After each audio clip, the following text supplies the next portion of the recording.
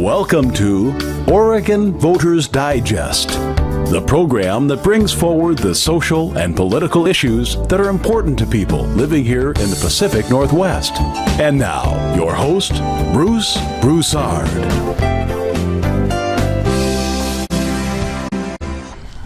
Welcome again to this segment of the Oregon Voters Digest. I'm Bruce Broussard, your host, and by George, we're going to get right down to me. There are all sorts of activities running around the country, for that matter, and then naturally we've got something focusing. We're focusing within here the state of Oregon, in Oregon, and right up front with it, there's an organization here in the state that represents basically here in the Portland metropolitan area, which is the living room of the state, if you will, and it is the largest city in the state of Oregon, and so this organization really talks to, in many ways, kind of a DEA piece. It kind of mix it up with it, et cetera, et cetera, et cetera. And people are trying to figure out what should they do, if you will, to counter that which is already on the table from a national perspective. And it just so happened we have one of the largest respectful organizations here in this country that we have a chapter here, and that's the NAACP. And we're fortunate to have the president of the NAACP, Mr. James Posey, former military, still is military as far as I'm concerned. He's former military, but he's a family man and the like and whatever. And so we're going to take 30 minutes of his time now to basically share with you some of the things that he's concerned with, etc., and what the membership is concerned with. And how we're reacting, if you will, to the issues, preparing, if you will, some of the things that are being happened from a national standpoint, as far as cuts and this and all that kind of weird things and the LT activities. Well, we can't do all this stuff, but the fact of the matter is, he's here. He's focused. He's focused on what he feels the issues are and what the future should be and what he should be working on. Okay, and to respond, if you will, to the community at large, both in a diverse way and whatever. Okay, so I'm sure you're familiar with the NAACP. I'm just going to introduce him. I've jotted down a few questions that I think I might go on and share with him. And I've purposely asked him what specifically can we do, because 30 minutes is a short time, and I want him to spend the time, if you will, all of his time on the issues that he's concerned with. So why don't we do is James, how you doing? He's been on the show, right? We've been here before with us, and hopefully we'll be able to, during these times and whatever, hopefully we can see if he would indulge us and give us the opportunity to meet with him once a month, and he can just come on and just share with you and if you want to participate, you can do that. He'll talk about the whole issue of membership and this and that at some other time, but the bottom line, we got a phone number up there. By the way, Steve, you happen to have a phone number? Put the phone number of the organization in there. Appreciate that. NAACP Portland, so they can see that under his logo. You can start talking, James. Matter of fact. Oh, okay. So throw that phone number out there for me real quick, right? Okay, so Steve, really, I'd like for people on the show, if they would, they could call my personal phone number. My cell number is 503-936 0277. My daughter and my wife were gonna kill me for putting that out there, but I'm really a kind of a hands-on, boots on the ground kind of guy, so I'll try to fill those phone numbers. Okay. And sorry, this is community television, James. Sorry about that, but we got to take care of business. That's an issue that we have here. You would think that we should be given the same will as the rest of the media, so people could actually see the show. We're having a problem. We need to try to get out there. Get the word out there. Well, you're sophisticated after all these years to edit all that stuff out. That's right. You got it. I know how sophisticated you are. Yeah, very much so, Mr. Posey. As you can see, we're friends. We've been around. He's been a first sergeant. I've been a first sergeant. Yeah. So, just to jump right on into let's get it. Is to I don't know if people in Portland understand. This is branch of the NAACP. Yes. It's the oldest branch west of the Mississippi, continuously operating. That's something to say. And in 1976, the first youth program for the whole national program was started right here. Wow, really? They had it had it right here at the convention center. And really, I ran into some people in the youth program when I went national, and we've got a lot of history here. A lot of history. Yeah, and one thing, Bruce, I want to emphasize is that actually this branch was started by a black woman, Beatrice Kennedy Morrow. And listen, she was a black woman. This was back during the days when they were trying to promote this film. The film was called The Face of a Nation. Yes, that was oh man, that film, not The Face of a Nation. The name something along that line. Yeah, I can still remember that. That dark film face was and all the kinds dark of stuff. face tried to depict black men as raping white women, and it was a horrible film. Anyway, the history is this woman, black woman, who, by the way, was a member of the Baha'i faith. I don't know if people understand that, but right away, faith comes into the picture of how this branch got started. And so I want people to emphasize that. You know, we do a Black History event every February, and we didn't do a good job this year of telling that story. Right. If you go over into Vancouver, you go up into St. John's, there's a housing complex with this woman's mural on there. Really? Yeah, if you go into St. John's and look over to the left, her picture is all over the framework of that building. They named the whole housing complex up there. So anyway, that history is there, and we want to make sure that this branch get its due in terms of its willingness to, do things in this community. Well, let's do this since you opened it up. You gave up this phone number aspect. Where is it located? Well, we're in the Lloyd Center right here, now, where people should understand the office, the actual physical location is in the Lloyd Center. Okay. We took up some space. If people remember where Sears were on the main floor, we're across from Sears. There was another department store that was right next to us, that Marshall's was right next to us. So when you look around, you'll see us. You can't miss our logo and our there's. So is there an address? It's 50. I'm sorry, it's 1257 the Lloyd Center, right there in the Lloyd Center. 1257 Lloyd Center. Is that the address for the NAACP? Yeah, it is. That is the address, right? And what's that zip code? I mean, 9721, and we're in the same zip code as we are right now. Portland, Oregon, NAACP. Okay. And I would direct people to our website. One of our accomplishments this year is to build a pretty strong website. We got a lot of stuff on there. And how do they get to that? They go to pdxnaacp.org. Okay. pdxnaacp.org. Wow. So it's really neat. I saw it. It was great. Did you see it? I saw the it. website. So the website got some, a lot of information on there. A lot too. of information. History, the whole works. You can. Yeah, a lot of information. Everything. So and we're in the game. We had a pretty successful Freedom Fund dinner last year. Oh, yeah, okay. Well, we sold out. We didn't see you in there, but people like Bernie, high class people like you and Bernie Foster, and they were there. People As a didn't sidebar. I'm just saying. All right. People in the media was there. You had some people. I mean, it was good. I'm gonna tell you something. Can I say something? Yeah, go on. It was one of the most exciting events that really showcased black people I've seen since I've been in this town. Really? That's pretty powerful, I think. Anybody was there, they'll tell you how excited we were about having that Did event. you want video at all? Oh, yeah, we have video. It's on YouTube. Yeah, it's on YouTube. Okay, good. So we brought the young preacher in from out of Tennessee. No, but you can go to YouTube now. Yeah. It's on YouTube. Yeah. But NAACP, do you have it on your website? We have segments of it. Do you? Some of the interviews and so forth. Oh, okay. Yeah, and of course, one of the things that I'm most proud of is now we do have a communications person who's kind of coordinating, raising our profile up. Oh, okay. And her name is Spirena. Okay.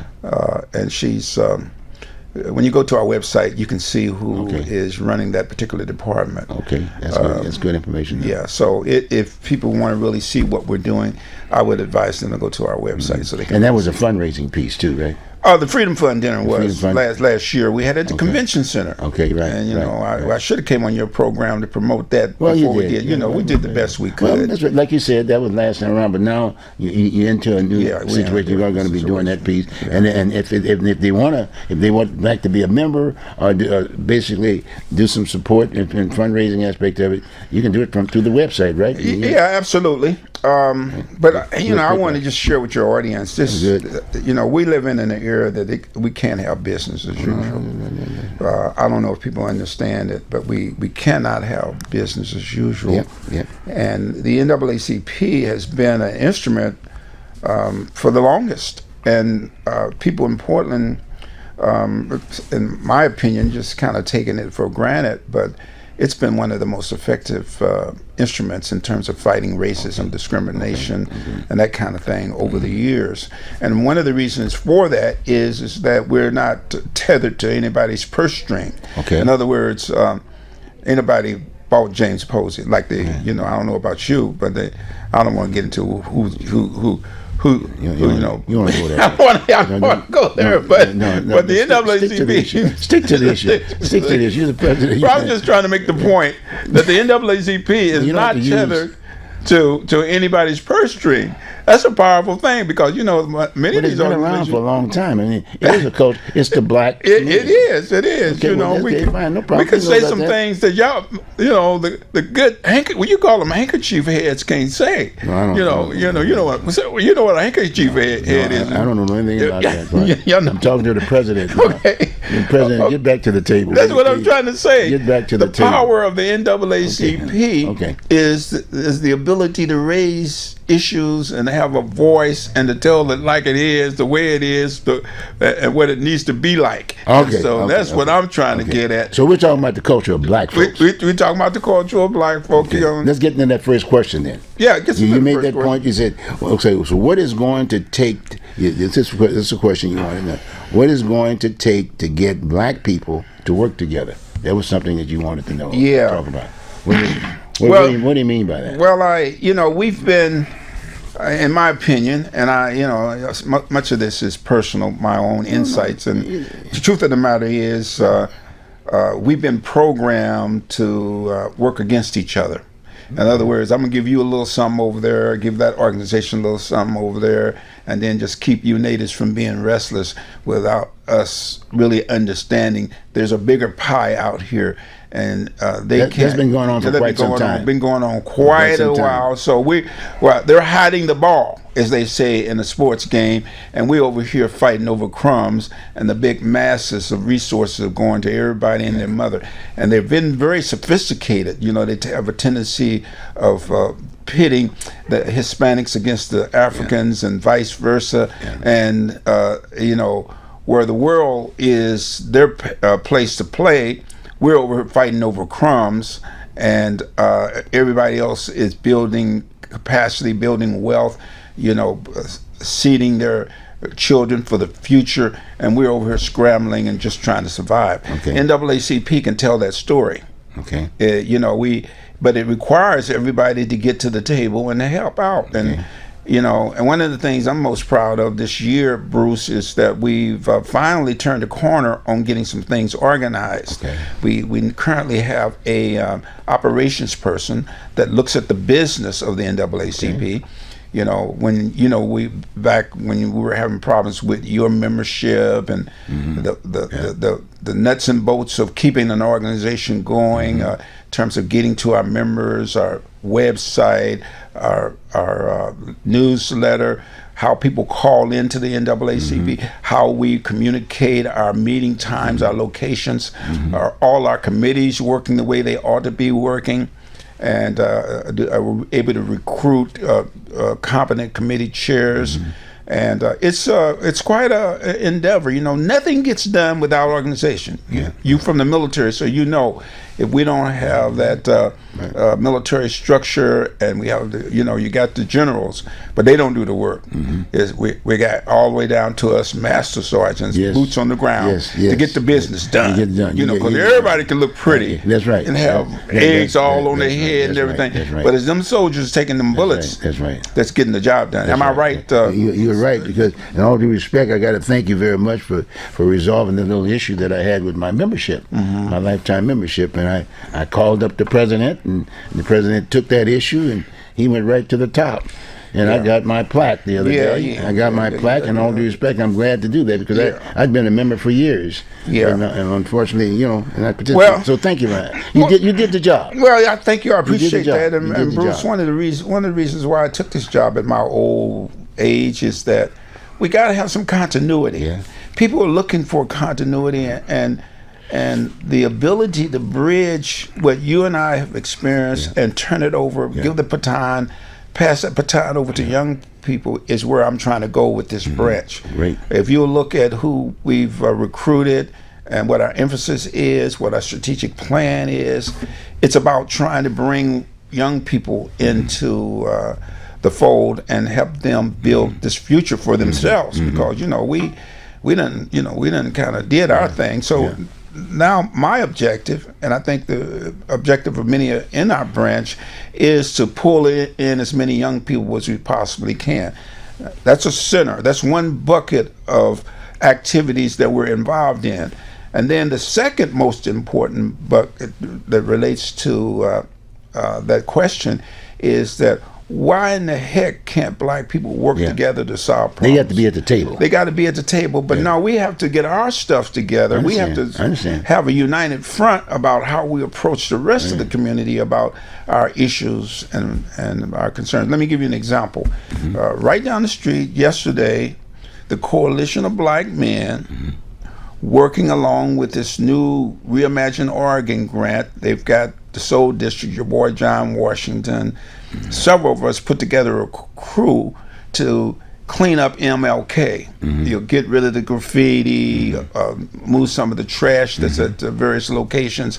And historically, you would do the Soul District or the Coalition of Black Men, they would be working separately.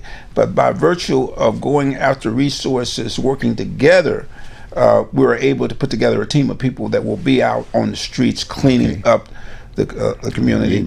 And the ability to get those kind of resources and get some boots on the ground, we begin to kill 3 or 4 birds with one stone. That being, we're able to employ some black people out of our community. We're able to give them some gain, some real employment, to get some things that it helps build the image. Typically, people want to claim that black people were shiftless and we don't want to do anything, and we're always seen in the media as having some negative image. This opportunity shows the rest of the community. Now we have some people with some ideas and some willingness to put their shoulder to the wheel to make this a better city. So I'm very happy about that. Well, in all due respect to that, I've been here for quite some time here at Open Signal. Used to be Portland Community Access, so to speak. But what I'll do is that I'll look into them, make and see if we can get some videographers to follow on some of the things that you're doing. Well, from here, because it's community television. Absolutely, right? This is community television. Absolutely. If you check it, I'll do that. If you'll check it, Channel 12, Fox was out to get a little hit on that. But I'm talking about ongoing. It needs to be ongoing. This facility should. They should do that for you. They should. And once upon a time, we were out there, and I think we got to get the ball rolling. The point that I was trying to make here is that the NAACP, by virtue of its brand, can help move those kind of agendas and get some things happening. So that's one thing. The other piece is, which is of great concern for me, is this issue of the achievement gap. You remember back in the day when Hearn and them were jumping on desks and everything. I don't know if people understand this, but Oregon, regardless of the race, is one of the lowest rated education states in the nation. I think we're about 48 out of 52 or something like that, which. And in Portland, we are the last. Well, you can. We've always been at the bottom. Within the education system here in Portland. Too bad. I don't want to harp on that, The thing that I'm very excited about is bringing solutions to the table. Right, Anybody can right. Makes talk sense. and everything, but Yeah. we're in the midst of looking at some Saturday school kinds of things. We're supporting the re-election of Herman Green. At least I am on a personal level. We don't do He's running for endorsement. school board. He's Portland running for school okay. board. He's been on one. Yep, he's been on term. once, and we unfortunately we're going to lose Gary Hollins, who was a very strong advocate. He's had some health issues, but with Herman there, we at least have somebody who can kind of speak directly to our issues, specifically around black students. You probably have not heard, but just recently there's a incident in which one of our prominent community members got impacted by some racism at one of the Catholic schools. I won't go into too much details. It's been all in the media, but Who was it? it was Karis Stoudemire Phillips. Stoudemire. Yeah, and I think people. James, the Sotomayor. No, he's out of that family. You know, Yeah. the whole Stoudemire family, Phillips family, very prominent people sending their kids to a private Catholic school. Oh, really? Yeah, and so there was an incident. You got to catch up on it. You'll see the whole thing. And Well, share. no, it's essentially bottom line bottom line is the kid, their kid going to that school got called the N-word, and The N-word. Nigger. Okay. That's what he got called. Let's let him know. Let the folks know. And so. You guys stood in there? No. What happened was the parents went over to defend their kid, and the school called the police on Stoudemire and expelled the kid. Allegedly. So it was a kid, white kid? No, expelled the black kid because his parents raised hell about the issue with their son. In other words, the school expelled the kid, I guess, to punish the whole parents about their activism on the part of their kid. I mean, it's in the paper. You have to read the full context. So it doesn't make any sense for this boy to get called the N-word and he get punished by being expelled, and his parents get all that negative attention. So it was an ugly situation. And listen to me on this. Okay. Those of us at the NAACP are not going to be chasing around trying to inflame the situation. What we want to do is get the facts and really talk to Mrs. Stoudemire and the family to see what they want to have happen. Because But they're from both the same culture. It was just another black kid that said this to no. This is a white kid calling a black kid. This is perpetuating racism throughout the system. It's an issue. It's a major issue. Not only in the Catholic school, it's happening through all the state. And we can't fall asleep on this kind of stuff because there's a pervasive atmosphere for this to be commonplace now. It's accepted to try to kill off anything has to do with black people, and to really, should I say, open the door. Take off the facade that you all love each other and all that, because there are a whole bunch of people who still do not like people that have your skin color. Well, in all due respect, it also goes back to when Lincoln got shot. After he got shot, it started. Oh yeah. It was an issue beforehand. Yeah. But my point is that he was addressing the issue on the whole issue of the free and the slave. But then after he got shot, and we've continued this whole situation. But I'm just throwing. Yeah, Lord, we're taking a deep breath, and it's manifested. You're doing something. Well, let me just put it this way. These kind of issues are.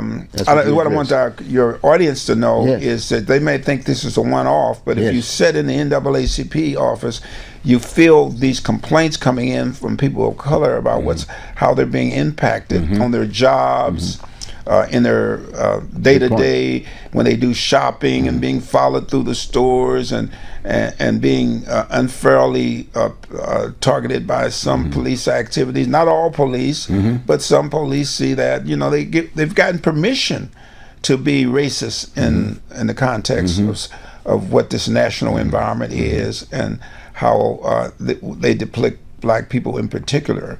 And so the NAACP has always been a advocate to fight against all manner of racism, discrimination, and we have to hold up that, as I call it, hold up that blood-stained banner, because it really is. People have died to protect the progress that we've made in race relations, and now they're trying to take all that away. You understand? Well, also too, I know that the organization, there is still a representation of white folks in the organization as far as members are concerned, right? Well, yeah, they're still open. They're still open. Listen, let me just be real clear about it. This issue of racism wasn't fostered by black people, so white people do have a responsibility to solve it.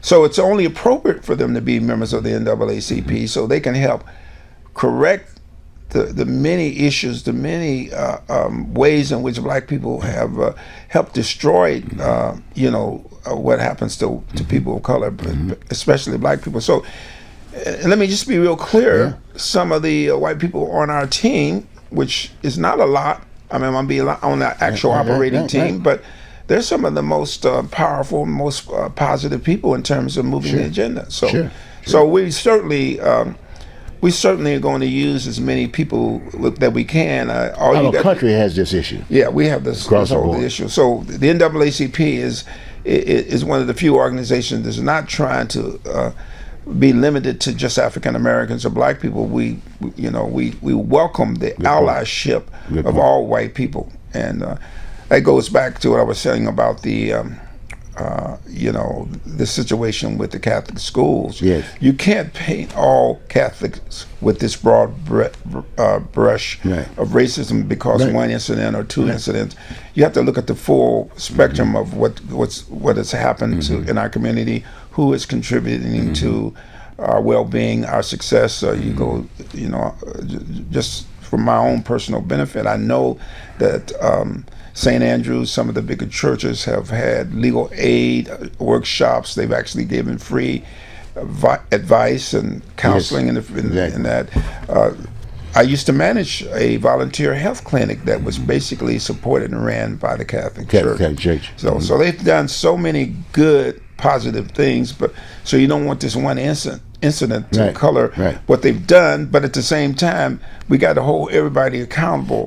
And when you have specific organizations that run counter to the real culture or the moral fabric of what that church represents, you got to get at it. You have conversations with it, and you need an organization that don't need to bite their tongue. Good.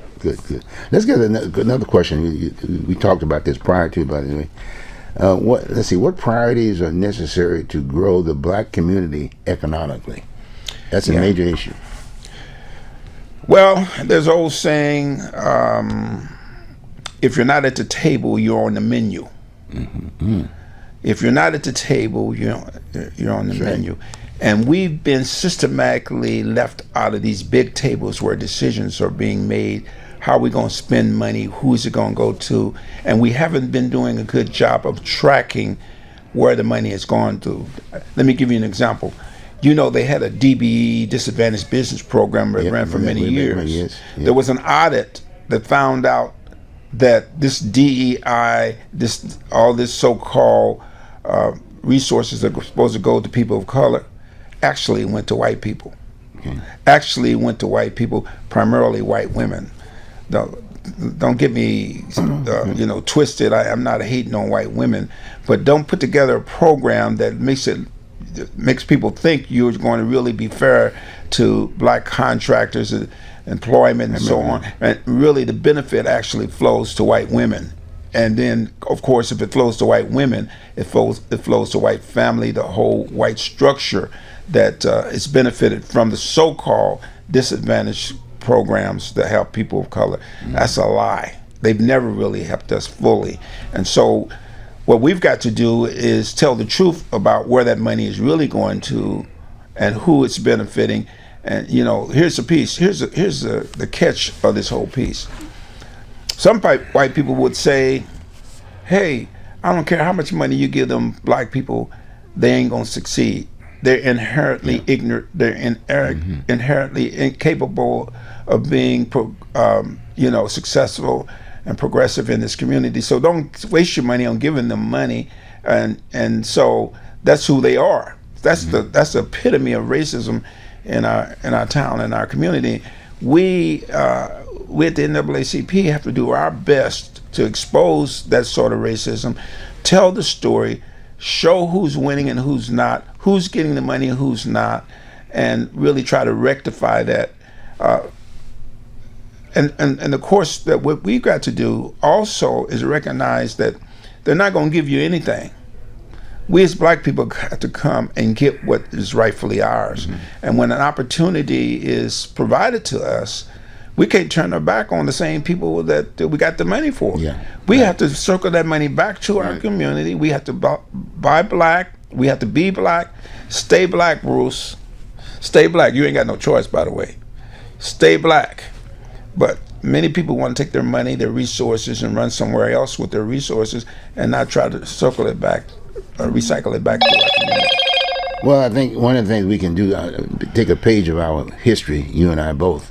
We were very early on in the whole issue of the DBE programs. Yes. And got involved in construction. We did business in construction, the whole 9 yards. I think we need to take a good hour, you and I, to talk about that. And, just a separate, maybe we can do a Zoom thing on that one and get the information out. Because you're right, in terms of how it was started. Perrin Mitchell's name comes up. We can talk about that. How he came here, we met with him, the whole 9 yards. But Mama, we need to really spend some time on that part. I would love to be able to spend some time because yes, that's important. The game, background. The game. Let me just nip on that a little bit. Your current legislative body, including Senator Wyden, now Merkley, and all of the rest of them, have allowed all these resources to flow through Oregon, with African Americans getting very little of those resources. And you know it as well as I do. And they come in, they pat us on the head, throw out a few bones or a few crumbs, and then the rest of the money goes to everybody except black people. Well, let's put it, they didn't pat you or I on the head. They just didn't let you at the table. Well, but we need to talk about it. Most of us let's bring it up to date. We can't do it in a minute. Okay. I'll be happy to talk let's do about that, it. Because you got good background, and I got, we can talk about it. We can talk about it. Maybe bring O.B. Hill involved in it. That type of thing. O.B.'s waiting in there. Okay. The other thing is that who should we be promoting as black leaders? That's an issue too. That a lot of times the majority of the community uses to divert, if you will, from something that is very serious within our community. Okay, and I'm not saying that they're not good people, but in terms of with priorities, for instance, like we got the NAACP, which is a priority organization that culturally has been focusing on black folks for years. Okay, you got me. And then we've got, in all due respect, we got the Urban League sitting on the other end, and it seems as though the majority of the community feels a little bit more comfortable going over there. And I'm not trying to knock them per se, but I'm just saying it is an issue. So let's talk a little bit about that whole issue about the black leadership aspect of it. And we're not being anti any of these individuals or that, but the fact of the matter is, it's an issue. Yeah, again, we're being played. We've been playing as a community. We get played, and that's true. And I definitely am not going to be trying to cast any aspersions on none of these organizations, because, as long as I've been alive, we've always been in a crisis position of survival. It has not been an easy road for nobody that's really lived a black life, and so we have to do what we have to do to survive. I'm not going to bridge that, but. That was then. This is now. We can change that behavior. We can begin to work together. We can begin to say there's enough resources out there that we don't have to scramble and beg, but we have to come together on one accord. And if we could do that, then I think we'd be a powerful force. Case in point, look what's happening with the budget. The city budget, and what's happening with the reorganization, where those dollars are going to be spent, who's there fighting on our behalf. Right now, we know we have Loretta Smith at City Council.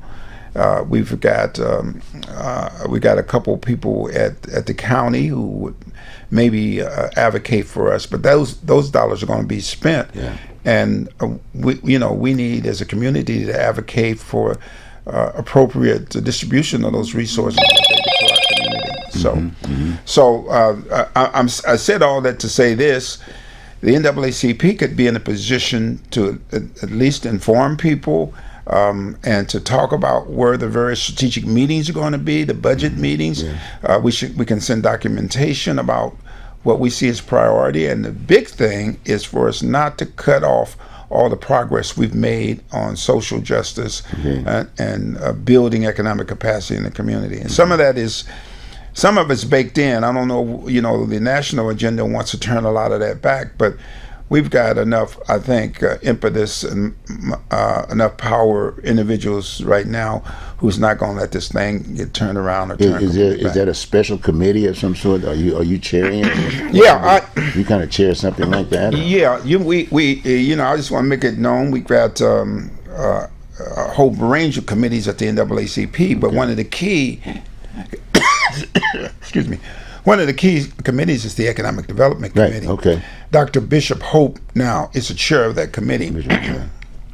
And believe it or not, Bruce, we've got about 10 organizations that have come together around what we call the Unity Coalition Messaging Campaign, in which they're on board to talk about how do we as a black community work together to build economic capacity within our community and to make people aware of what the opportunities are out here. So this, again, getting to the table. You've got Abound Vision over there. You got the 1803. Those people over there working project by project to build community. The I-5 corridor project that you need to have somebody on to talk about, because a whole group of people who are trying to kibosh that I-5 project for the sake, they say, around the ecology and environmental issues. This is one of the few projects that ever had the chance of empowering black people. It's just like the Banfield way back when OB and them were trying to get some work on that Banfield going out to Gresham and so forth. Here comes another opportunity that's funded by the feds and that could have an impact on our community. That's the enemies of that, including people in my own neighborhood association. It's right adjacent to the Elliott Neighborhood Association. They've gone to Metro, gone to the city to throw shade on that particular project. And for the first time in my existence as a member of this community, we do have an opportunity to get some of those resources that are going to prosper everybody except for us, unless we're at the table. If they kibosh it or they put a hold on it, all it's going to do really is delay ultimately the opportunity for us to get a piece of that action. There's another question that has come from the community that I heard was that who's going to be the occupants of that facility? Well, they're pointed from the stand of saying, can they afford the rent? The words out, gee, you can't afford the rent. How do we deal with it? That needs to be put on the table. Who needs to be in that facility? So those questions come up there. What happens, and you've been around this thing for a long time. They create these so-called community advisory committee. I'm on one of them, and I don't bite my tongue about it. But let me just be honest with you. Because these advisory committees are not structured where they have any power. Let me repeat that. They're structured in a way that they kind of become patsies, I hate to use that word, for the organizational development with no power and influence. So all we can do is go in there and raise the issue. The policymakers and the people who are in a position to make decisions on this kind of stuff really just kind of ignore in many ways those the people that sit on these commissions and advisory bodies.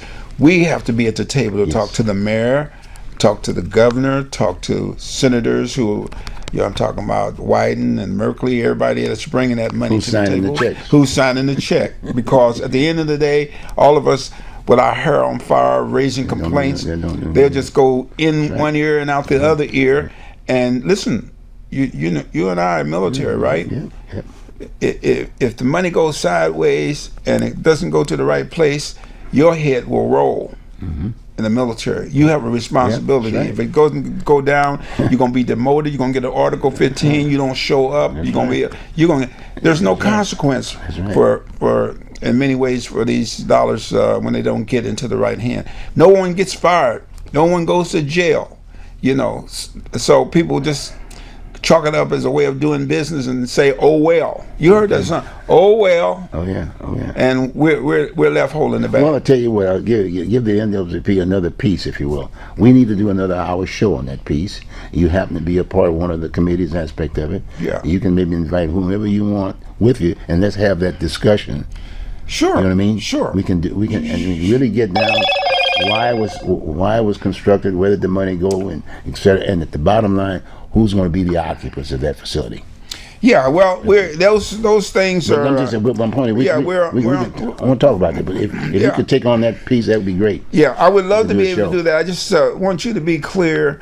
These things inherently are designed to leave us out because they know we've been neglected previously, and in order to rectify these things, it means somebody's going to have to make a sacrifice in terms of money, in terms of reworking how these things are distributed. Yeah. Typically, people who already got property are in line to get more property. Yeah. You know how that works. Oh, yeah. People who couldn't afford to live in the area we're getting ready to construct are going to ones going to be living That's why in the we area. need to talk about it. Yeah, I mean, we got to do more than talk about it. No, we need to organize. Because it still is public money. Yeah, it is public It's public money aspect of it that's being thrown in the pot aspect of it. And the public at large need to know what was the intention of it to begin with. Yeah. And if the issue was culture to start with, to get the money, Yeah. then now at the end of the day, it's not.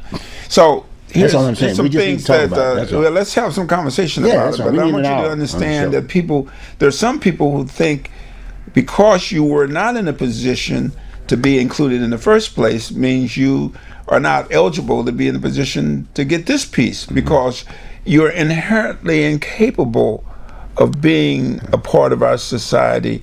And so we're working up, we're Bruce, let me just be real clear about it. We're working with some evil stuff out here against black people. And so we can't sugarcoat it anymore, brother. Like I said, man, it's gone back since You can't Lincoln. Like I said, sugarcoat he got it. shot. We got to bring him up. We got to revive it. So there was a thing when I'm working with this guy named Mike Green, some other things here. We're going back and look at what King did with the Negro Revolution. You remember when they did those marches and boycotts in Tennessee? They didn't pay attention. They didn't pay attention to black people until black people stopped shopping in those shops down there and stopped riding those buses. It became an economic piece. So if I had the wherewithal and we had enough capacity, I would tell people in this town, hey, if you want to support the NAACP, only shop at places that really value our involvement, our participation. We did a little bit of that with the NAACP, we focused our shopping habits on Costco, not Target, not Walmart. Some of these organizations that want to get rid of equity programs, black people, whether we want to admit it or not, contribute greatly to some of those organizations. We had a local and a national campaign to focus our money on those who support us. So I go to Costco 5 times more than I normally would go. Normally I would run over to some of these other places and do some things, but now I'm not going. You won't ever see me in a Target store until they come back around talking about they're going to respect black people. Okay. This is the kind of stuff the NAACP could focus on. You won't see me in no Target store, and unless Lord is willing and the sun don't rise, I'm not going to be in no Walmart again. I'm just going to tell black people out here, say your audience and the white people, stay away from those stores. Because those stores have really tried to stay away from you. You do not want to shop at places where they don't want you. Man, they have the option to keep them on anyway, right? On the DEI program. They had all kind of options. No, I'm just saying, but my point is that if they want to keep them on the job, let's say at Costco, they can do that. Keep who on the job? Keep black folks. Oh well, any other. Yeah, they I'm have the just option. They have the option, but they've come out with policies saying they're not going to pay any attention to try to make it more inclusive, and they're going to Okay. get away with Okay. any effort. They need to It's hear just that. like They need to hear that. it's just like us in the military. You know, there's a long time they didn't want none of y'all in the military. Y'all's blood, you know, when y'all got shot, y'all didn't bleed. You know, but we had to fight to get. Oh, yeah. You had to Oh, fight yeah. to Oh, yeah. even get some Oh, yeah. reputation in the Oh, yeah. military. You know, Oh, yeah. because Very much so. they never thought you could be a master sergeant. You know, but yeah. we had to fight that. Those days are back on us, man. We can't take it for granted now. Everything we do has to be focused on making sure we don't go backwards. Okay, but like I said, we that's what I'm saying. It's good you're in the seat, and the kind of training we both had, if you will, is a benefit, if you will, to the efforts that are being made today. And again, we're still talking to the public, the public dollar. Yeah. Who signs the checks? And then I think about it, my mindset jumps right off the bat. We got a congressional delegation, we got a senatorial delegation. Those are the main ones that drives again. When you look at, excuse the French, if you Google their name and look at their net worth, that's an interesting piece. Have you done that before?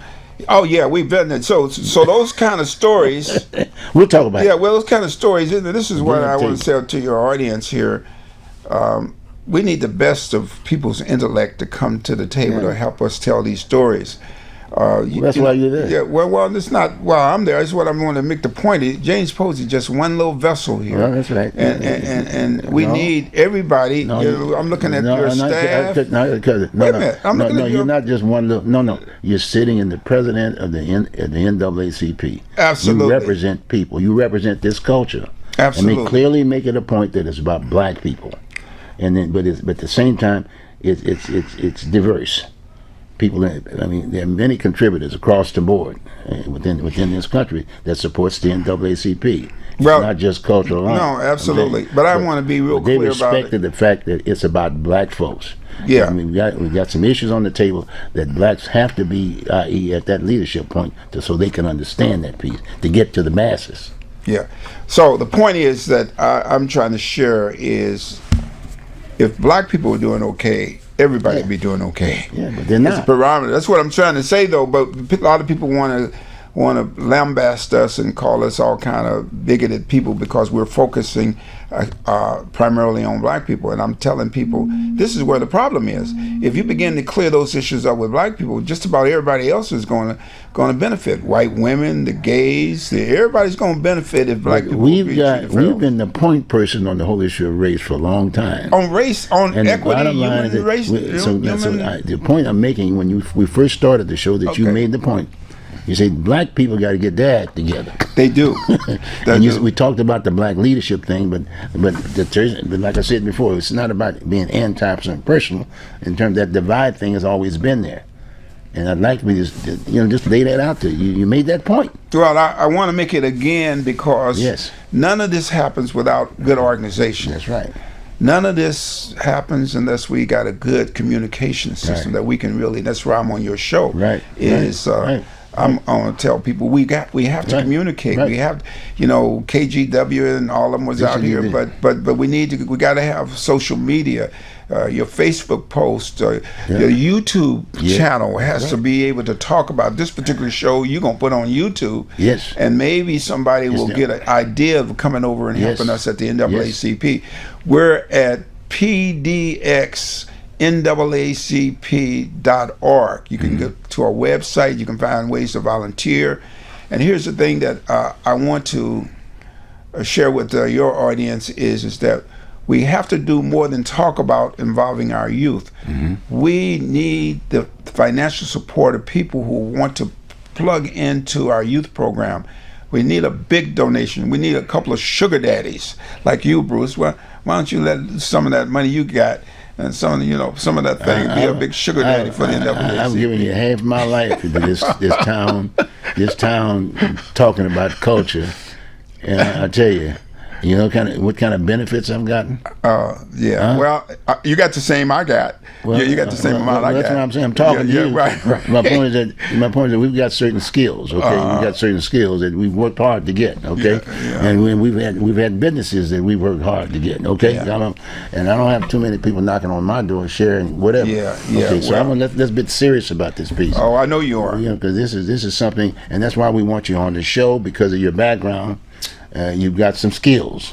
And it's very important. So we want to communicate to the masses at large that we're at the table, that we want to resolve some of these issues. And the NAACP is a good point, if you will. Yeah, to work from. I really want to encourage young people out here who are looking for a vehicle to get involved, to show up on our general meetings. Show up, plug yourself in. You'll never hear me try to exclude anybody from having their involvement.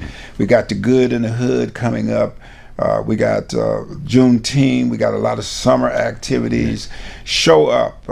Help us get people registered to vote in the next election. We don't want to sit around now waiting for the midterms to show up. Help us get people on board to be in a position to vote.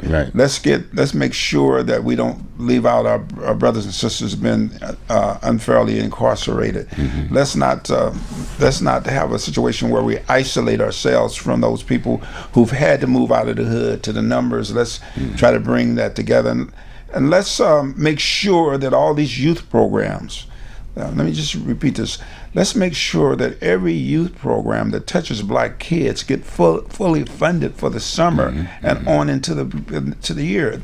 Those are things that we can advocate. Those are the things that if you come to our office and you want to be a part of our political action, we can show up at City Council, we can show at the Multnomah County office when they are setting those budgets. We can show up and advocate. It's going to take all of us to really stay on boards and not being thrown overboard with the national temperament right now. Well, you make a point, but it's public money. Again, I keep throwing that on the table because the majority, in all due respect, the majority of that money is going to be coming from that majority public for that support, and we need that support. Yeah, I mean, but being inclusive about that piece. And not personal. We're not talking about being the, like I say, we're talking about the black leaders now. Hey, this is not a personal situation. Hey, it's who we are and how we've been treated. That's what you bring. You bring that solution to the table. Yeah, and very important. I want them to get involved, right? Yeah, I want them to get involved, but I want people to understand my mindset. First of all, there's a mindset that I bring to the table is that we won't be dependent until in perpetuity around asking people for money. We need to build bigger businesses, black business, Yes, right. We need to build infrastructure. We need to have ownership. Membership, ownership in this community. And since we've been, in my opinion, robbed from some of those opportunities, we need to have a corresponding response to how unfairly we've been treated. And now some people might take issue with that. But at the end of the day, if you have an opportunity to build and grow, and it's been stunted or been neglected, then now's the time for us to look at that. And when we have opportunities, let me give you an example. Can I give you an example? Sure, go. The mayor, not Wheeler, but Wilson. Keith Wilson, yeah. Keith Wilson, the new mayor, and the governor, Tina Kotek, just suspended some administrative costs for building new homes in the Portland area. In other words, they have a goal of 5,000 homes they need to build. For who? For this community, for the Portland community. For the purpose of for people. Purpose of you're probably not aware of that. You just I'm very aware. I'm just saying. I got a point to make. My point to you is, not only do we need to bring people of color, so we can afford to live here in Portland again. Those homes should be affordable. We ought to understand what the prioritization of who are those houses affordable for, number one. Number two, if 5,000 new properties and homes are going to be built, we want to know who's going to build it. In other words, the workforce that's been essentially gutted out for African Americans, many of these craft unions have been excluding people of color. There ought to be a community benefits agreement that prioritizes people who have been left out historically. What did I say? It ought that policy of building those 5,000 homes should have a provision in it to include people that look like me and you on the front lines for building those 5,000 homes. You understand? And if we're not at the table advocating for that, guess who's going to build those homes, and guess who's going to benefit from this 5,000 home idea that the mayor and the governor are ready to execute. Do you see anybody, wait, hold up. Do you see anybody out there advocating for that idea of making sure that we are at the table? We're on the front end of who's going to benefit, who's going to be trained to do those work, what apprentices is going to be on the job, and what it's going to look like in real dollars and cents? Well, as you say, I'll tell you point blank. Let's make sure we talk about getting our act together first, right? Got me? Now, in the quote community, the entity that's identified as doing that job is Colas Construction. Got a black face, and he's built several units over here, about 6 or 7. They're building another one right here on the corner of Vancouver and was it? What my point? Yeah. See my point? And then you look at the workers. And I'm just being straight up with you. Have you approached him? Of course. Is he a member of the NAACP? Yeah, he's a member there. Listen, I want to say to you. But let's make sure we understand. Wait a minute. Let's back up on the conversation about Colas Construction. Well, you made very a point. important. Very important. Yeah. Those guys are not miracle workers. You can't lay the responsibility for everything that occurs for the last 20, 30 years on this one company. We cannot do that. I think, in truth, Colas and Raymore, the 3 major companies that are trying to develop in this community. He's a black contractor. Yes. Okay. Get an unfair burden for the criminal acts of excluding our people for the years. And so all of a sudden, because they have a black moniker, they're expected to do over and above what the white guys have done. And let me just be clear about it.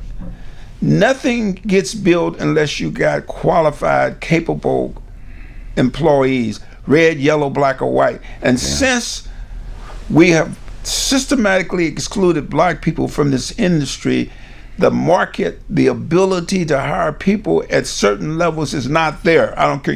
Jesus couldn't come and put them on these jobs because they're non-existent.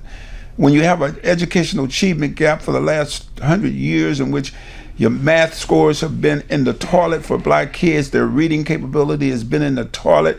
They're not coming out of the back end of these educational process with any technical skills to be useful, or should I say, be profitable for many of these companies. So you hire people who are going to help you make money. You've been in the business. You ain't going to hire people who can't read, who can't follow instructions. And I'm saying to you, and regardless of what Colas looks like, they still got to build a competent structure based upon the specs and what the industry standards are, and regardless of what the color is. So I'm saying to you, yeah, we're gonna hold them accountable because they are black. They benefit from some of these preference-related programs.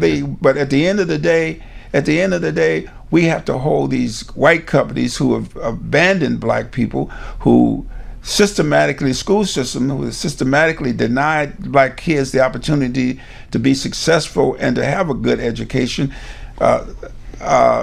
disproportionately left out. So we got to. I don't want to put all the burden on just a Colas or Raymore. We're starting. We're getting into the conversation. Yeah. Let's have a conversation about that. We need to talk about that piece. But anyway, we got about 20 seconds now. And why don't we announce again about get your phone number out there. Okay. Real quick. Go on.